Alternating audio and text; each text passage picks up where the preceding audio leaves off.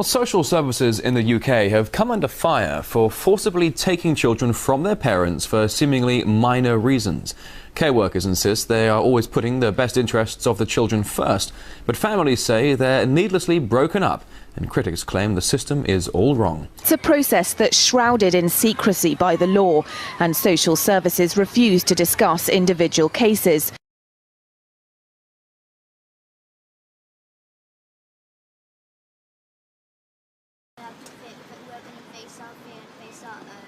You're going to face your fear. Because fear is what? Fear is the mind killer. And you're going to help us to catch who? You're going to help us to catch? All the people. Papa, Mr. Hollins, the school. All the policemen, all the services. Speak up, speak up. All the shopkeepers, all the cafes, all the pizza specials. Who did you mention just now? Who? Caf what? Kafkas. Who's Kafkas? You know, there's people who work at Kafkas. What is Kafkas? Kafkas is the day work with the...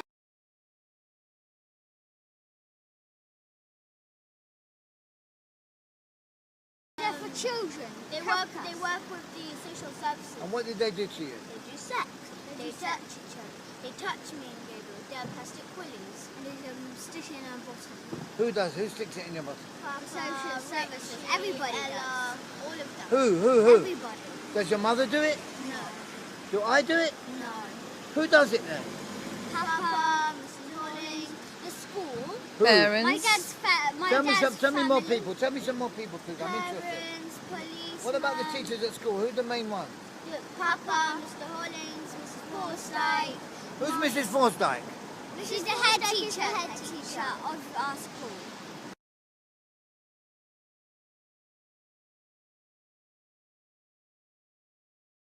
What happens in the church? And we do baby sacrifice and eat the baby. What do you mean sacrifice and eat the baby? So we kill the baby and eat it and drink the blood from it. Is that true, Gabriel? Yes. And we dance with the skulls. You what? We dance with the skulls in the church. What skulls? Skulls of the baby. Pardon? Baby skulls. The skulls of the baby. You dance with the baby skulls? Yes. And who kills the babies? Papa, me, Elisa. And Who kills the babies? Papa. And what, he gets you to help him? Yes. Shoot. So he tells us to hold the hand with a knife, and then he holds his hand on our hand. So then he cuts the baby's head off. And then he puts it upside down, and then we drain the blood. And then what they do? And then we cook it, and then we drink the blood, and then after we go and dance with the skulls.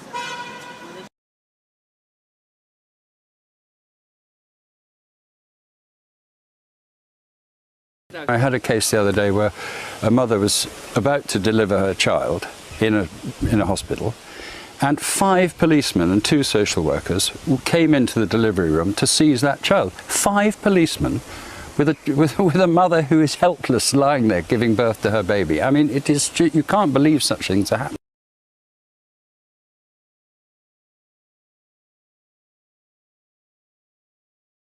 Christopher Booker says there are hundreds, possibly thousands of cases a year in which children are wrongly taken, and he's suspicious about the motives. There are around 60,000 children in care in the UK.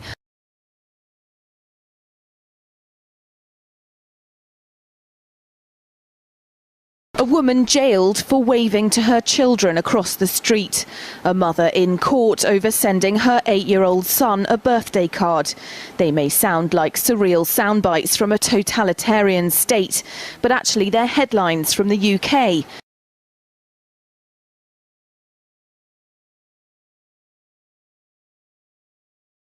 There is a very considerable amount of money to be made if you're an adoptive parent.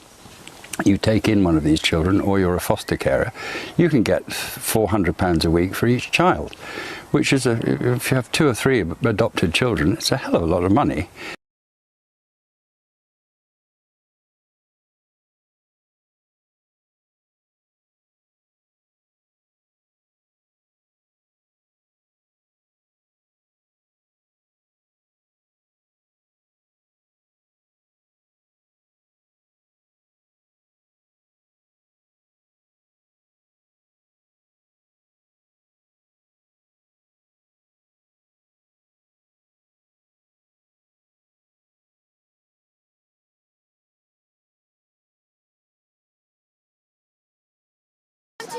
we decided to stop touching each children and stop touching each other and stop touching ourselves and face our urge.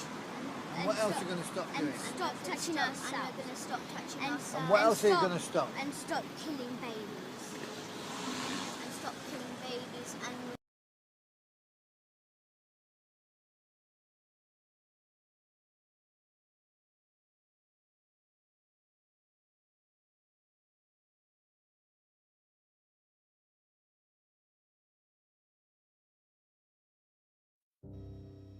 A government file has emerged containing further potential allegations of abuse. Dealing with unnatural sexual behaviour at the top of government. Any allegations in relation to that file will be passed to the police. The demands for transparency have again reached the House of Commons. The file, found in the National Archives and highlighted by Sky News yesterday, is entitled Allegations Against Former Public, and then a word missing, of Unnatural Sexual Proclivities, Security Aspects. It's dated 1980 to 1981 and is still held by the Cabinet Office on grounds of national security. It went through Margaret Thatcher's office and was prepared for the then Prime Minister by the security services. The revelations by Sky News yesterday about the document were significant and illuminating. And there's a clear public interest in knowing whether a former Prime Minister received a briefing on sexual crimes committed by a senior intelligence officer or officers. Regardless of whether the inquiry get to see the document, can the Home Secretary not commit to publish the document now in the public interest? The file has been passed to the police so that they are able to look at any issues within that file which they should be properly investigating, and I can assure the House that the file will be made available. None of it surprises Don Hale, a journalist who has spent 30 years trying to uncover the truth. He's adamant there are other secret files. Well, I think there's a lot of files out there. I mean, I've been told quite clearly by, ex-coppers, ex-spooks or whatever, that there is a paper trail, there are files still available. And I did a piece in July saying where these files were, and some of these included the National Archives. The Home Secretary has promised to announce the next head of the child abuse inquiry by the end of the month. Regaining the trust of survivors will take far longer. File has finally been opened. Its focus, the diplomat, the late Sir Peter Hayman. He travelled the world representing Britain, but back in London, his sexual habits were discussed at the very highest levels. The file shows he was sending obscene material through the post. He kept detailed records of his sexual activities and fantasies. In the report it says the material in the record relating to children appeared all to be fantasy, but allegations of him being an abuser have been published in Private Eye magazine, accusing him of paedophilia. The file concludes the allegations were generally accurate. 2 significant incidents are highlighted but not detailed, one in Baghdad in 1959 to 60, and one while High Commissioner to Canada in Ottawa. We're looking at Prem 19, but if we do an advanced search... It was university lecturer Chris Murphy who stumbled across the file and alerted Sky News. It had been prepared for the then Prime Minister, Margaret Thatcher, and had been held secret for 35 years. Following an outcry, it was raised in the House of Commons, and it's now been released to the National Archives.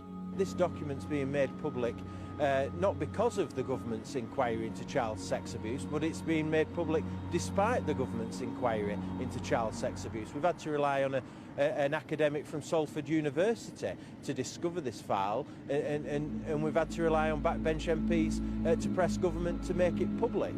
Hayman also worked for the intelligence service MI6. The files confirm he was also a member of the Paedophile Information Exchange. He died in 1992. He did face allegations before he died. In 1981, the Maverick MP Geoffrey Dickens accused him in the House of Commons of being a child abuser. But as far as we know, Sir Peter Hayman was only ever charged with one offence, an act of gross indecency in a public toilet. The file also reveals the air of panic within Thatcher's government about how they should handle the Hayman matter, as she described it in this letter. A secret briefing note is also in the file. It explicitly says that the line to take is that there has been no cover-up. The documents show the British establishment hard at work, ensuring they protect themselves. It's telling that there is no consideration of any potential victims. But the Westminster of the 1980s was a place where secrets could be buried. Unravelling it all is a slow process, and the Hayman file is just one part of it. I feel that this inquiry is so important, and at the forefront of it are so many victims. My message to the survivors is that I have committed to undertake this inquiry, that it will be robust, that it will be independent, and that I will work in a timely way. As soon as she moves to London, she'll have to start delivering on the British government's promises on child abuse. I am now more determined than ever to expose the people behind these despicable crimes and the people in institutions that knew about abuse but didn't act, that failed to help when it was their duty, sometimes their very purpose, to do so. She knows the inquiry could unravel an alleged paedophile network operating in Westminster in the 1970s and 80s. That's why both Baroness Butler-Sloss and Fiona Woolf had to step aside. They were too close to the British establishment.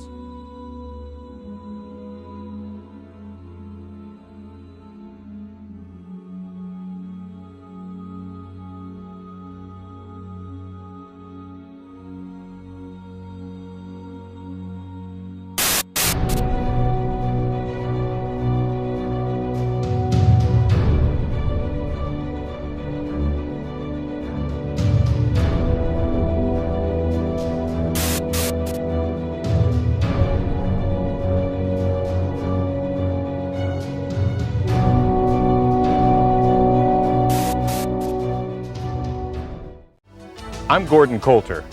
For many years I served as a law enforcement officer.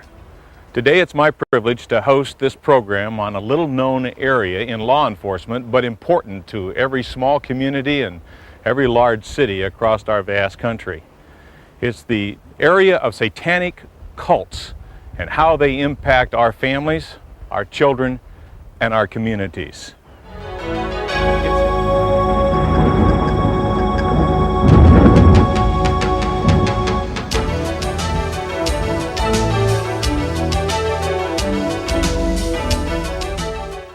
In investigating homicides, there are some very obvious ritualistic markings that will appear on a body that is the result of satanic killings. But some of the markings are a little more subtle. And so what we're going to do is give you an illustration of this on our model and also retrace some of the markings that were in the St. Joseph's case.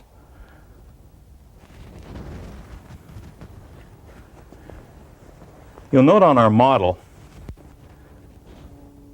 that there's oftentimes a cut that goes from behind the ear all the way down to the throat.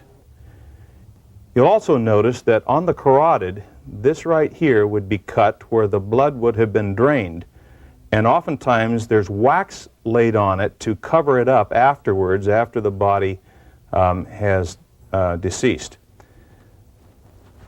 They will also put wax over the eyelids after they're deceased, and so those would be some of the head markings that would indicate a ritualistic killing. Another area that's obvious in these kinds of ritualistic carvings would be the pentagram or the inverted pentagram on the right and the left side of the upper chest. This oftentimes is the signature of the high priest. Another area that you might find satanic ritual carving is in the stomach area. And as was true in the St. Joseph's case, the pentagram or the inverted pentagram was carved right here in his abdomen area. And you'll note again the points representing again the goat's head. Another area we'll want to note is the foot area. And right here behind the ankle bone, there is oftentimes an incision, just as our markings would indicate. And beyond that, on the bottom of the foot, they will sometimes cut the flesh and peel it back. And so you'll also note that. Another thing that is oftentimes done in ritualistic homicides is a penis is placed inside the mouth of the deceased person. Now, as you look at the body of a person such as this, please note each and every one of these markings. You might just see one of the markings. It could be just the carotid, or it might be just the marks behind the ankle, or as obvious as the pentagram. But whatever it is, if you look just a little bit deeper, ask a few more questions, and note to the investigators more information, it could lead to the solution of other crimes that have been just passively sitting on the desk without any clues.